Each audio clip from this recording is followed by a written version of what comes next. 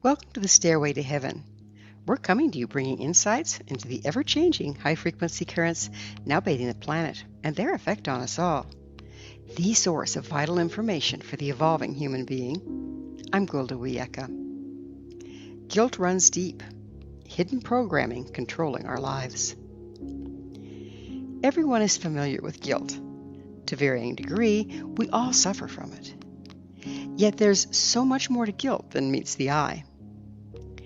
We have many emotions: joy, grief, fear, anger, gratitude, to name a few. All of these are natural expressions, and when not judged against and denied, have very important roles in our lives. Joy serves as a guidepost to our purpose. Our purpose is embedded in our nature. Openly and freely expressing our nature results in joy. It's through expressing our nature that we align with our purpose and place in the circle of life. Thus the adage, follow your joy. Grief helps us process loss. Part of our natural expression resides in the joy-sorrow sine wave, whereby the capacity to express one enhances the other. Fear alerts us to danger, and anger serves to correct the situation when our boundaries are violated. Gratitude allows us to receive and appreciate. The frequency of gratitude propagates a natural flow, drawing in more of the things and situations we're grateful for. These emotions, when not denied and stuffed, flow freely and do their job well. It's only when we suppress them that they distort and become damaging. For instance, anger becomes rage when stuffed and not expressed in a healthy way. However, there are two emotions that are not a natural part of our expression: guilt and shame. These frequencies are toxic in the extreme. They have no place in the healthy psyche. What are guilt and shame, and why are they so damaging? Guilt is the act of judging against oneself and propagates shame. Both are very low-frequency expressions originally imposed on us from the outside to control our actions. When corporal punishment fell out of favor, as it well should have, imposing guilt became the preferred method of child-rearing. Unfortunately, it's every bit, if not more, damaging. Causing children to experience guilt robs them of their self-esteem and propagates shame of their very nature.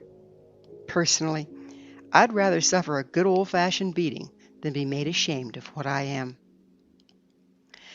Over the ages, religions and governments have also employed generous quantities of guilt and shame to control the masses. I had a friend that was a very devout Christian. One day we were discussing guilt. She held the belief that without healthy doses of guilt, we would all run amok perpetrating horrendous crimes.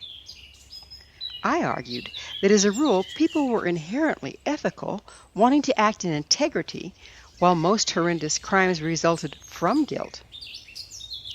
Let me explain. Living in the low frequency of guilt is so miserable, most people will go to desperate measures to avoid being the one to blame. This often leads to acting out of integrity, which makes them feel increasingly guilty, become yet more desperate to escape it, and round we go. One very damaging way of dealing with guilt is to project it onto someone else. It's all your fault. If you wouldn't have made me mad, I wouldn't have hit you. You deserved it. Another is to go into victim. You're so mean to me. No matter what I do, you don't like it. You make me feel worthless. It's all your fault. I quit trying. In both cases, the blaming individual has put the responsibility for their actions or feelings on another.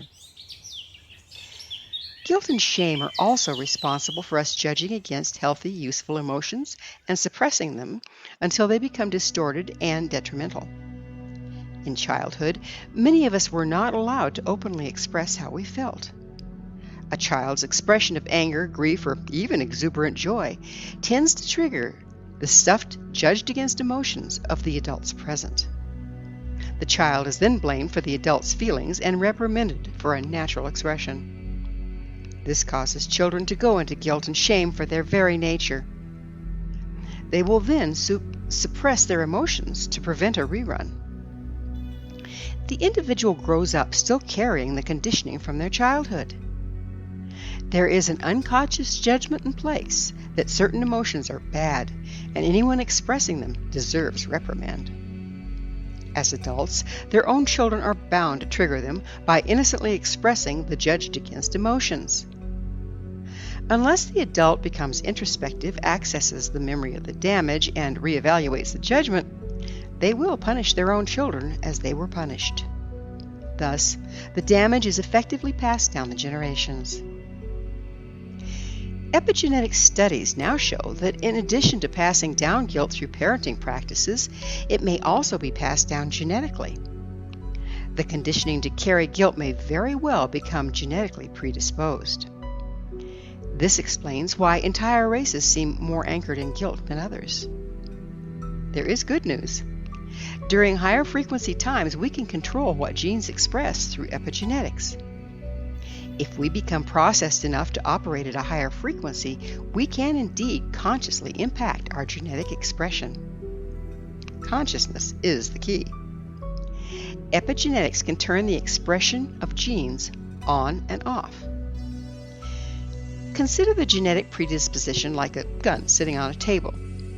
While the gun is indeed present, through consciously impacting our epigenetics, we can choose whether to pick it up or not. If there's one thing that'll stop evolution in its tracks, it's guilt. When a person is experiencing guilt and projecting it onto others, in effect, they have given away their power.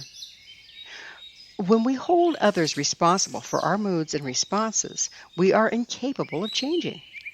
If we can't change our behavior and mindset, we can't evolve.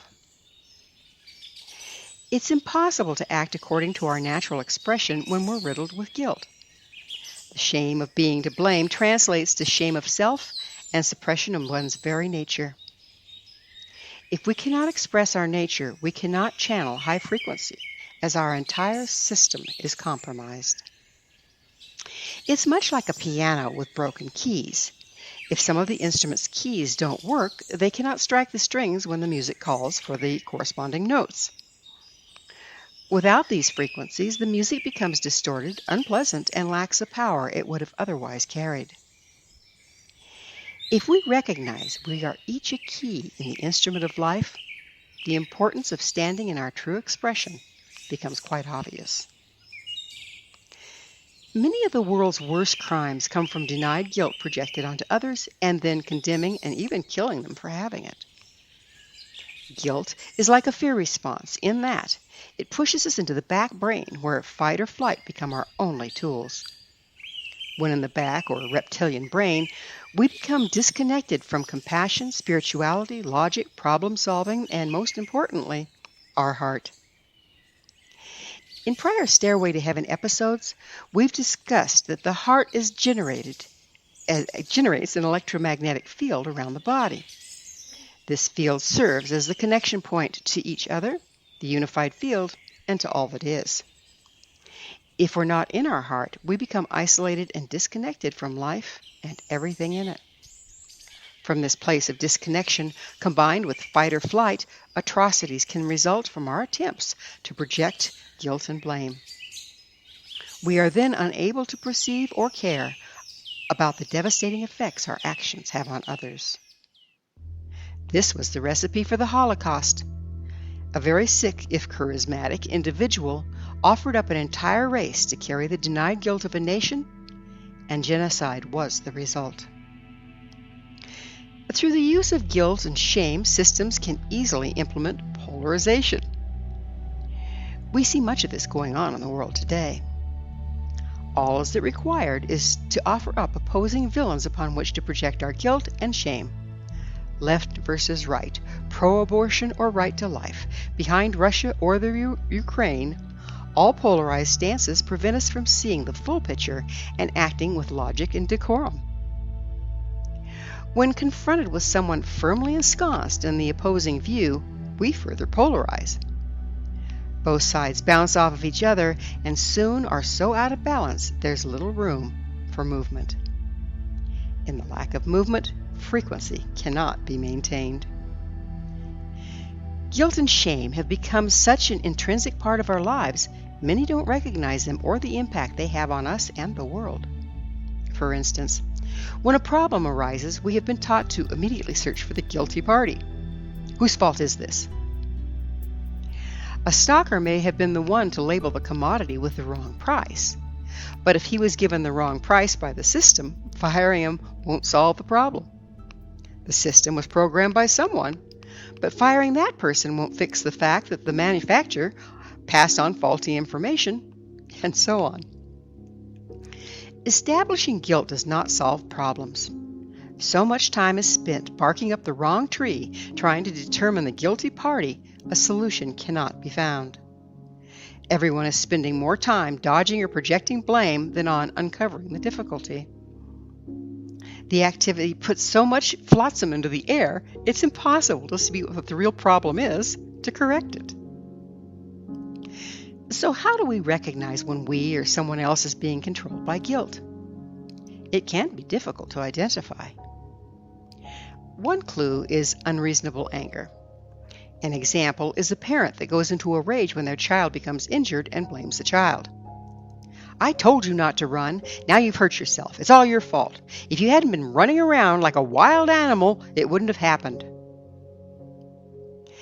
This response results from the parent feeling guilty they were not able to protect the child from harm. They go into fight or flight, project the guilt onto the child, and attack them. In the lack of guilt, the parent would have been able to console the child. Once the child had settled down, they could have a logical discussion about what happened. That didn't go so well for you. How do you think you can avoid it happening next time? What would you do differently? Another sign guilt is present is what I call the tra-la factor. When a mistake is pointed out and a person goes into guilt, they may say something like, "So?" or, "Oh well, my bad," and never change their behavior as they refuse to own it. Or there's the person that takes responsibility for everything and is always under the yoke of shame. It's as if they believe that by acting totally beaten down, they'll not be a target for further blame. The problem being, the denied rage from always taking on blame results in a passive-aggressive situation. Another complication is if it wasn't your doing in the first place, you can't hope to fix it, and the problem remains. Having a total aversion to certain memories or people may also indicate there's denied guilt present. This is particularly problematic as it's very difficult to push through the avoidance in order to access and process the situation. In the presence of guilt, it's almost impossible to take responsibility for one's actions. If you can't own your actions, you have no control over them. At the same time, the absence of guilt doesn't indicate a lack of responsibility. It's much easier to take responsibility on your own actions and correct them when not impacted by guilt and shame. As we're being exposed to higher frequencies, denied guilt and the resulting shame is being pushed to the surface. This gives us the opportunity to access and clear any guilt present, so we're no longer subject to it. However, if a person does not access and process the underlying cause, they will attempt to shove it deeper into denial, and at this frequency, they will destabilize. Which road to take is a personal choice. However, considering the result of not taking control and responsibility for our actions is continued devolution, the decision becomes an easy one. Thank you for joining me, Wildawiyeka, on the Stairway to Heaven, where we provide updates on the energetic currents facilitating our evolution into conscious, powerful co-creators.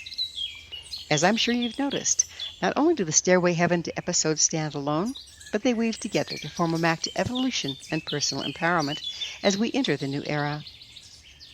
To revisit this or any of our past episodes, visit our archives at www.stairwaytoheavenmedia.com. If you'd like to find out more about me, my school, and the evolutionary tools we offer, visit www.findyourpathhome.com.